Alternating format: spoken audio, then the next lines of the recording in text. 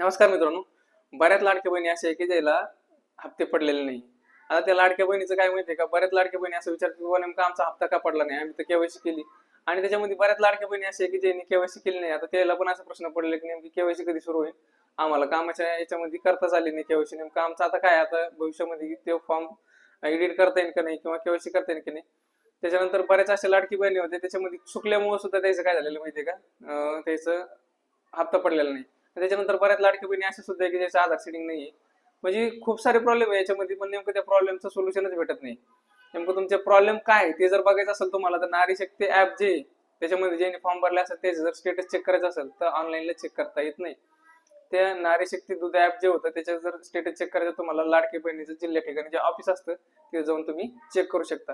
त्याच्यानंतर राहिला प्रश्न, तुम्ही ज्या वेबसाईट आली होती त्या वेबसाईटमध्ये ज्यांनी ज्यांनी फॉर्म भरले होते लॉग इन क्रिएट करून तुम्ही त्या लॉग इन मध्ये जाऊन तुमचा स्वतःचा स्टेटस चेक करू शकता, किंवा दुसऱ्याच्या लॉग इन जरी भरला असेल, फक्त तुम्ही ध्यानात आणा की ते कोणाच्या लॉग इन भरला होता, किंवा एखाद्या सीएससी सेंटरवाल्याच्या लॉग इन जर भरला असेल तर तुम्ही तिथे जाऊन ते स्टेटस चेक करू शकता नेमकं तुमचा काय प्रॉब्लेम आहे. ते जर प्रॉब्लेम सॉल्व्ह केला तर तुम्हाला येणार हप्ता नक्कीच आहे.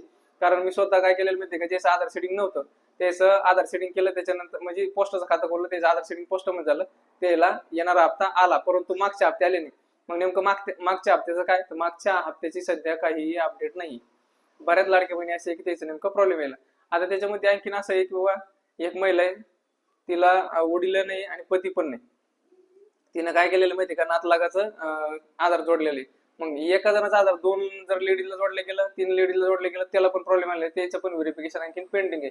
आणि आता केवायसी आणखी चालू आहे. केवायसी कोणाची माहिती का, ज्या विधवा महिला आहे त्याची केवायसी अंगणवाडी लेवलला चालू आहे मित्रांनो. गाव लेवलला अंगणवाडीमध्ये तुम्ही ऑफलाईन ते कागदपत्र देऊ शकता. आणखीन पण सध्या ऑफलाईन ज्या विधवा महिला आहे त्याची केवायसी चालू आहे.